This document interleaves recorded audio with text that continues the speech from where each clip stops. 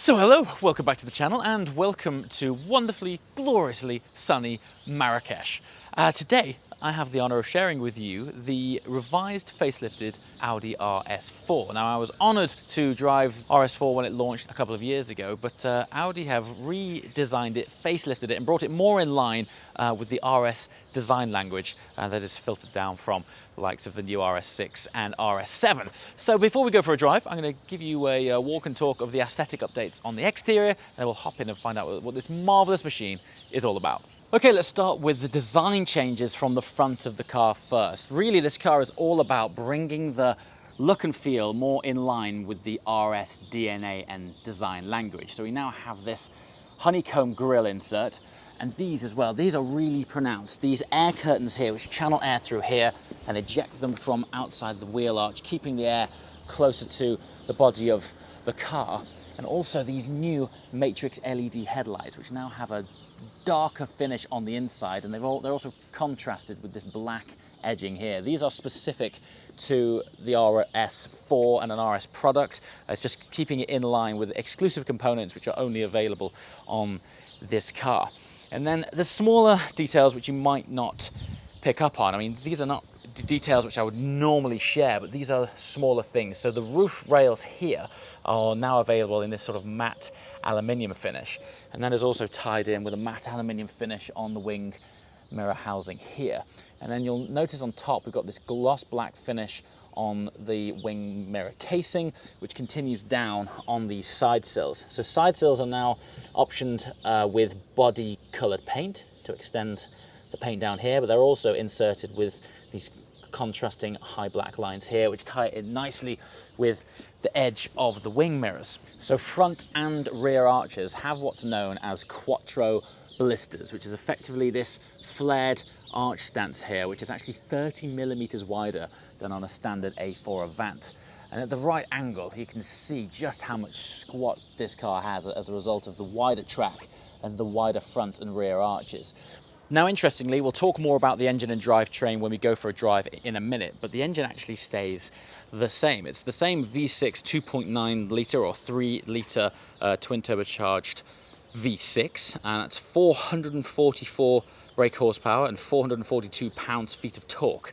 But there's been some emphasis on weight saving on this car as well, so it'll be fascinating to see how this feels when we're out on the roads in the Atlas Mountains shortly. And 0 to 60, now 4.1 seconds, limited to 155 miles an hour, but if you spec the Vorsprung model, you can lift the restrictor and it'll go on to a crazy 174 miles an hour. Still, of course, maintaining quattro all-wheel drive that has a 40-60 split, and it can allocate up to 70% at the front and 85% of power to the rear. Also, the ride height on this car is sublime. It's actually 7 millimeters lower than the A4 Avant, and together with those wider arches, I just think the stance of the car looks fantastic, particularly from the rear.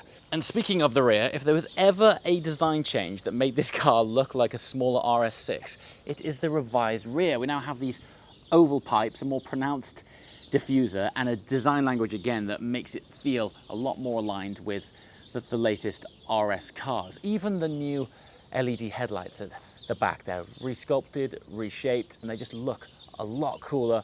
And from the back, that's the squat that I was speaking about. It has a great road presence, and the shape of it, I think, to my eyes anyway, looks even better than the first gen. Anyway, enough of the aesthetic revisions. I think we'll all agree that this car looks awesome.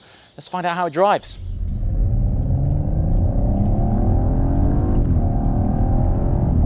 So, we've discussed the reshaping of the exterior, but what about the reshaping of the driving experience and the interior? Well, let's just cover the driving experience first. You might be surprised and maybe even underwhelmed to learn that there's been absolutely no changes at all in terms of horsepower or torque gains or chassis tweaks or anything like that.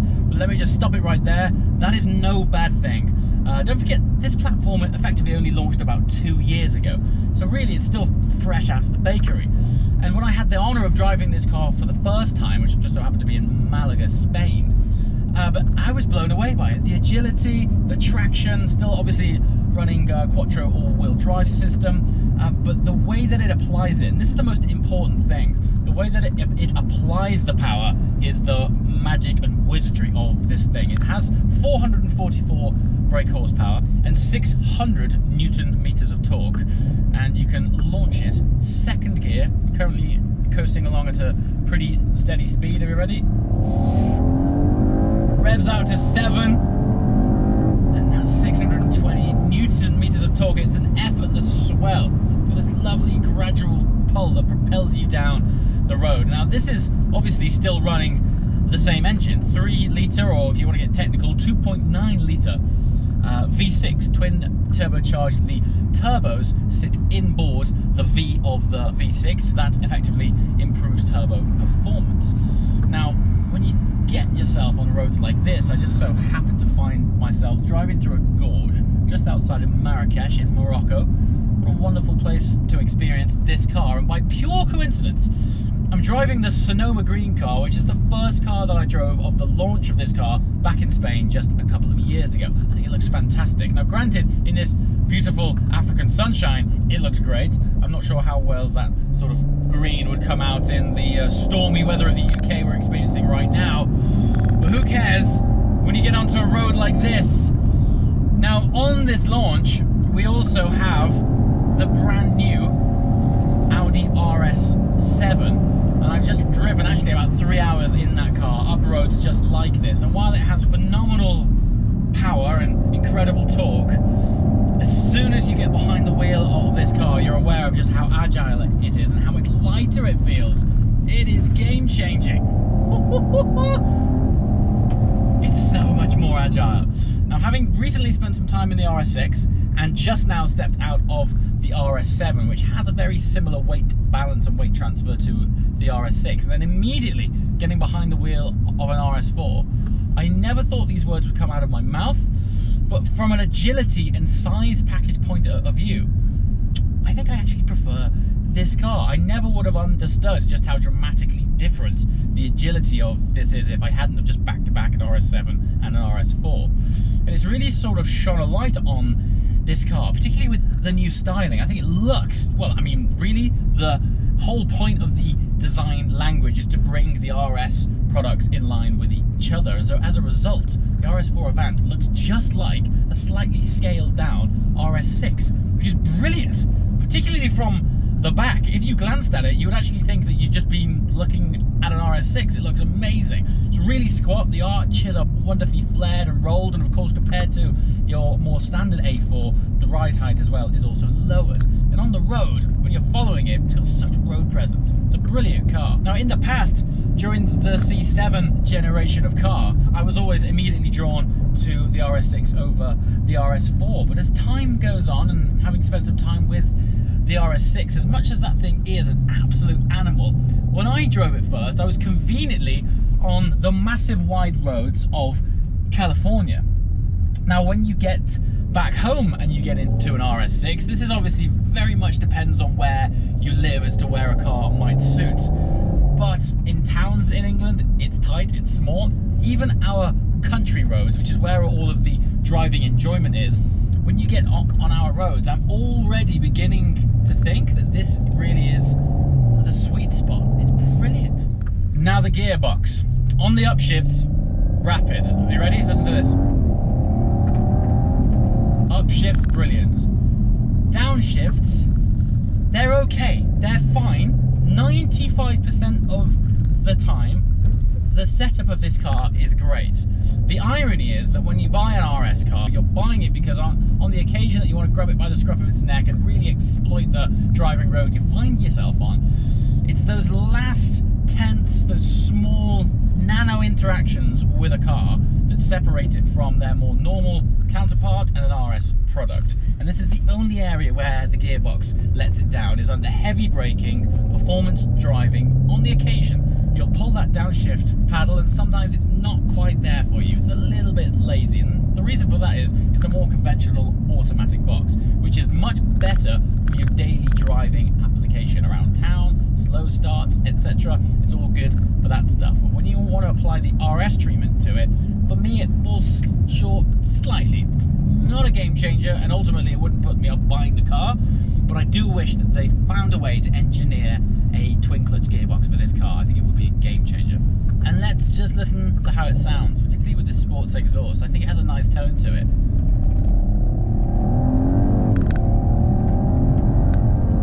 It's good, right? It's nice.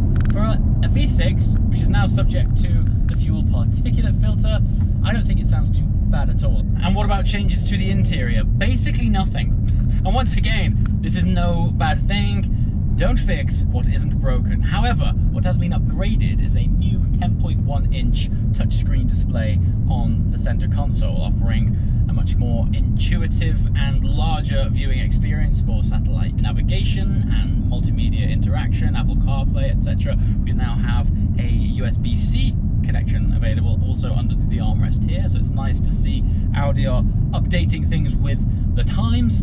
Yes, generally the formula hasn't changed. No bad thing. To sit in an Audi is to sit in a premium space. So one thing I would quite like is the option for an Alcantara steering wheel on this car. Once again, just stepped out of the RS7, which had an Alcantara wheel, and as soon as you grab it, you know it means business, and I think this would benefit from that. So whether it's on the standard options list, I'm not sure, but I'm sure Audi exclusive could fit it for you if you wanted.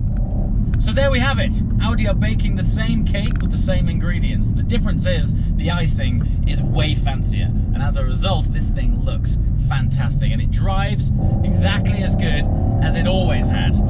So, questions and comments below. Please leave your feedback as to what you would like to know, hear, or see from the RS4 in future. Hopefully I'll get to spend a little bit more time with this car, and honestly and truly, it's opened my eyes to this actually being my preferred daily driver, and I know this is going to be unbelievable words to come out of my mouth, even than the RS6. And this is purely from an agility and lightness point of view. It really is, I feel anyway, from a driving point of view, not necessarily road presence and space, but it is the sweet spot dynamically. Wonderful package. As always, thank you so much for watching, and I shall see you in a faraway land next time. Ciao!